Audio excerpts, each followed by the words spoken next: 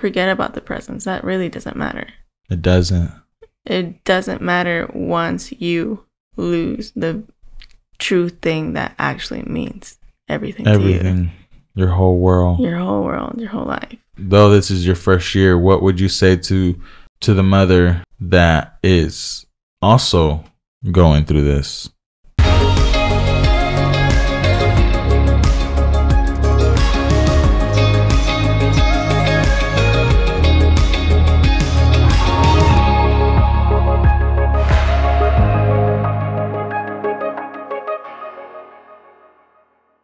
Hello, family. Welcome.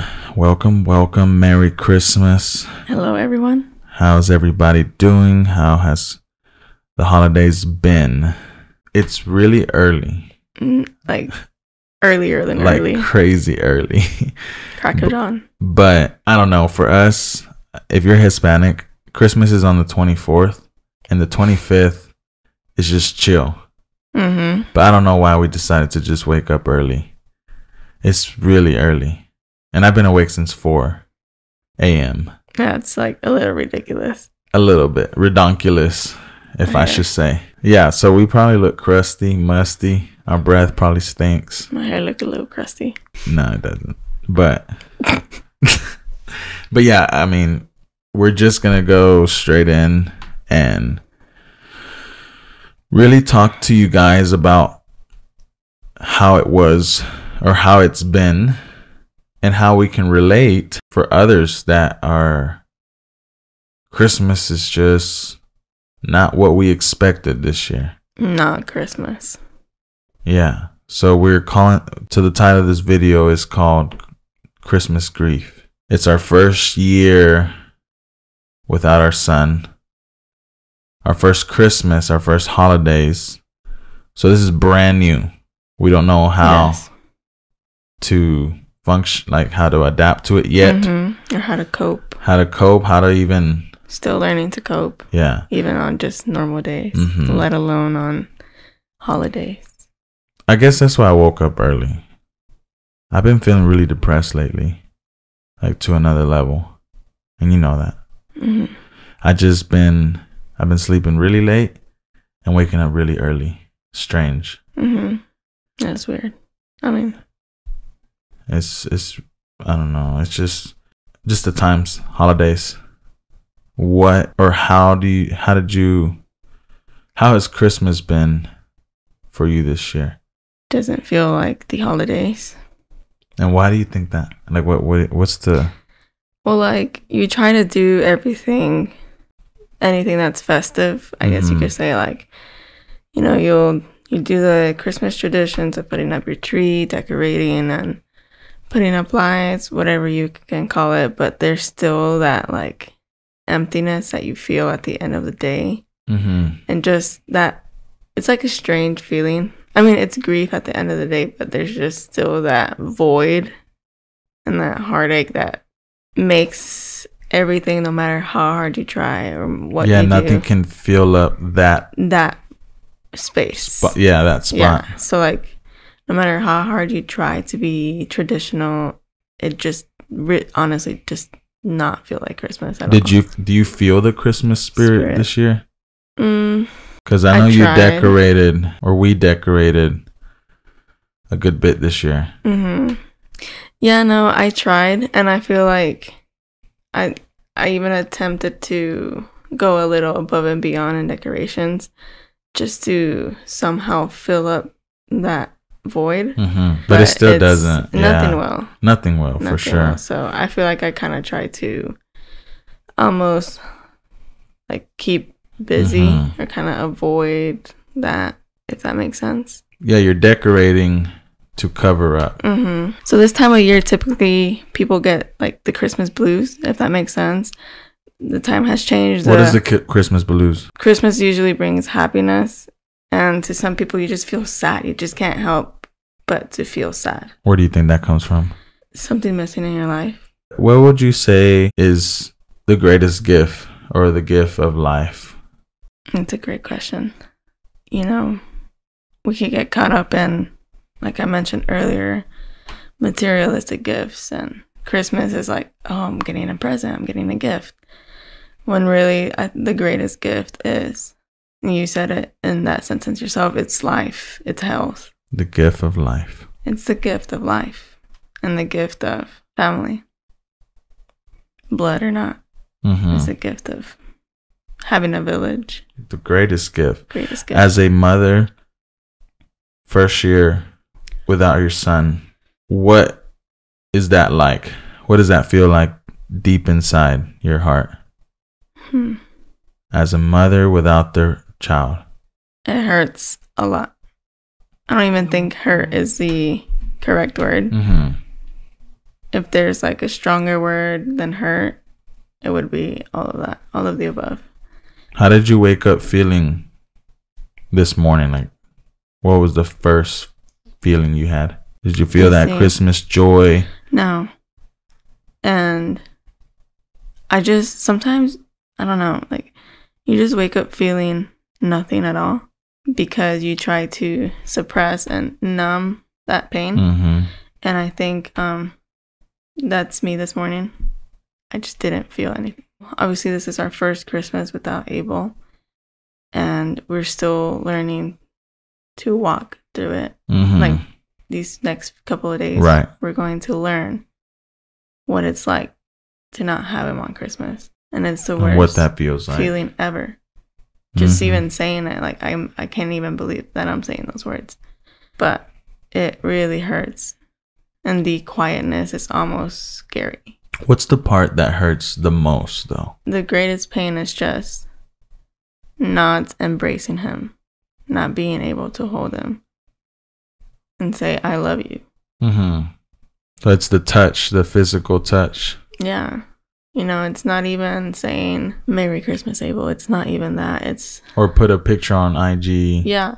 The Christmas family picture that everyone puts. It's not even that. It goes deeper than that. It's just really... having that person's presence with you. You know, forget about the presence. That really doesn't matter. It doesn't.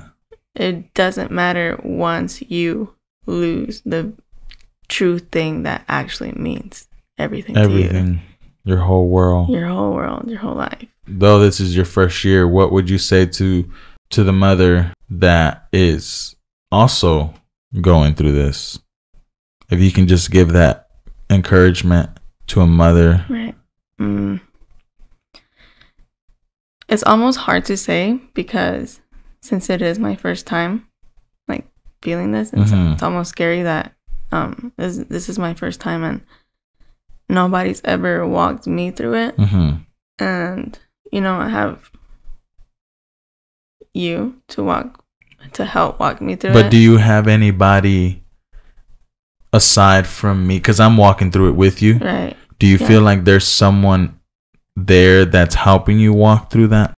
Or are you even allowing yourself to allow someone to walk you through that? Both. I will say I do have at least 2 people I could go to. But it's still so hard because they personally haven't walked through what I'm going through. Yeah. And so you like almost wish that you had somebody that, you know, like a community that's lost a child. And I know there's, you know, help out there, you know, groups for sure. And people watching. Yeah. But I just wish I did have somebody that I could contact and say that has gone through the same thing we've gone through, you know? But I don't know. Something I would tell the mom is I know that I catch myself slipping in this area, especially Thanksgiving. I was obviously, this is our first year experiencing holidays without him, without Abel. I would say it's okay to say no. And it's okay to not entertain people. Because, you know, on Thanksgiving we had people over and I truly wanted them over, but it's almost like at the end of the day I felt so drained and I just felt like so much anxiety just because I didn't give myself time to grieve that day. So something I would say is allow yourself to feel it all the way. Yeah, even on Christmas. Just feel it all the way. Just because like if you put it off, it just like creates so much pressure in you, that tension, and that, you know, the worst case that can happen is you blow up. You know, you just feel so much anxiety, and I would just tell the mom to say it's okay to grieve. Mm-hmm. It's okay to cry today. Yeah. It's okay to say no. If you just want to stay in bed all day, that's okay. Are these the things that you tell yourself? No. Do you encourage yourself that way? I don't sometimes. Isn't that interesting that like it's almost easier to give someone encouragement, but sometimes to encourage yourself is so hard. It's very hard. Yes, and I'm still learning about self-compassion.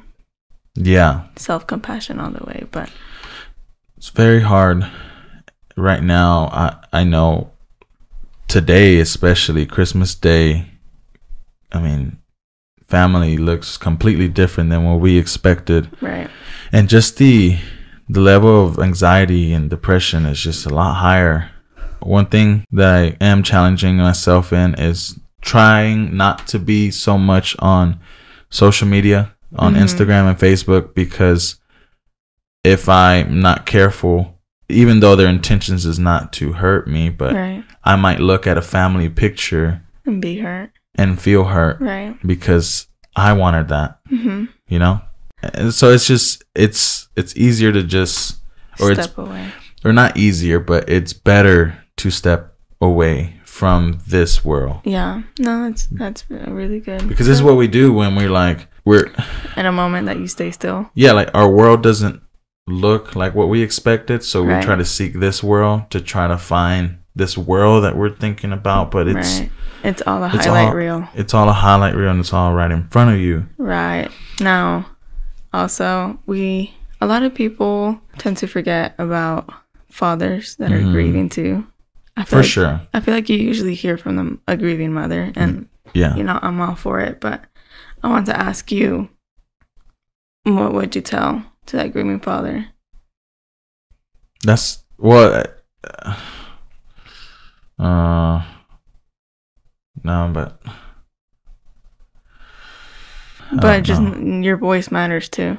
No, it's not that. It's just it's very difficult for me to, like, I'm in a really tough season. I haven't been the best version of myself. I'm in a really bad place with like the whole. I mean, I just lost my son. You know, what do you? I can't expect myself to be at my best. Right. So I'm not. I just find that question very hard for me, because every day is hard to tell myself, keep going. Like, I just want to lay there sometimes and just be, you know. And it's challenging every day. One thing you've said that stuck to me is that every day is a journey. And yeah, sometimes I sleep early so the day can go by.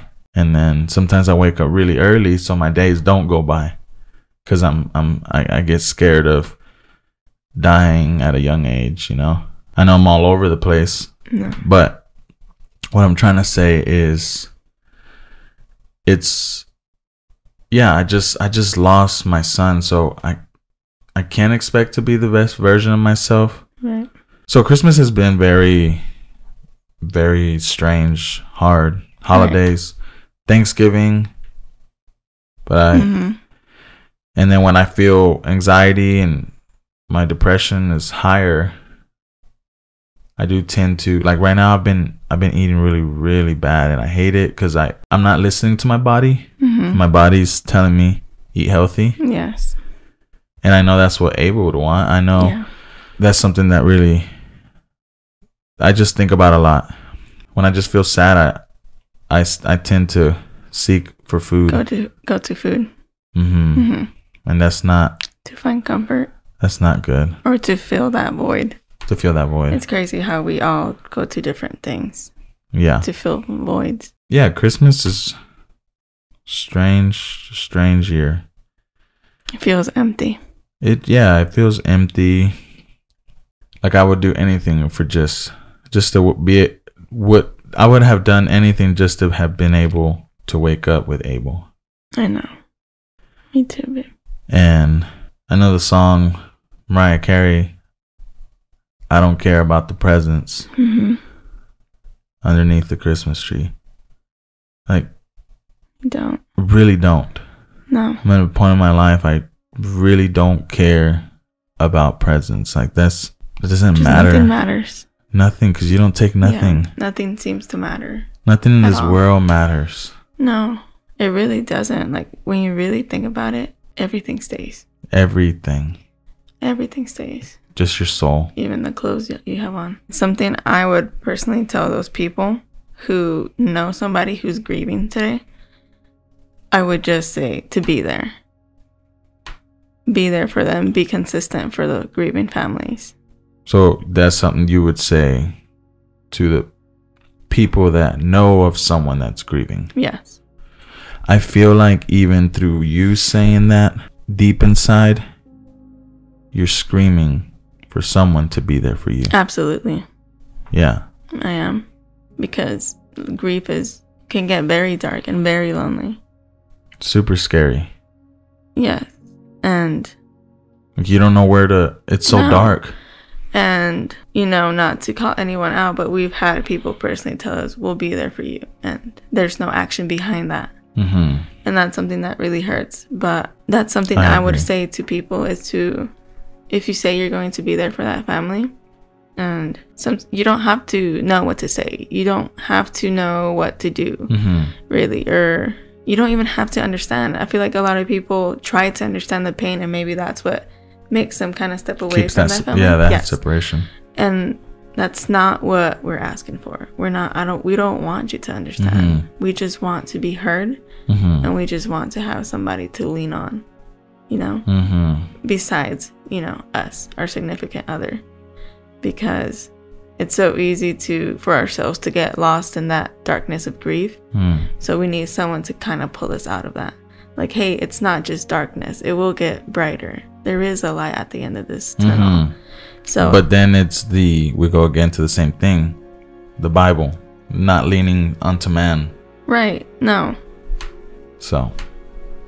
And I don't mean leaning like they're God. I mean, if I need to cry on your shoulder, I'm going to cry on your shoulder. Yeah, for sure.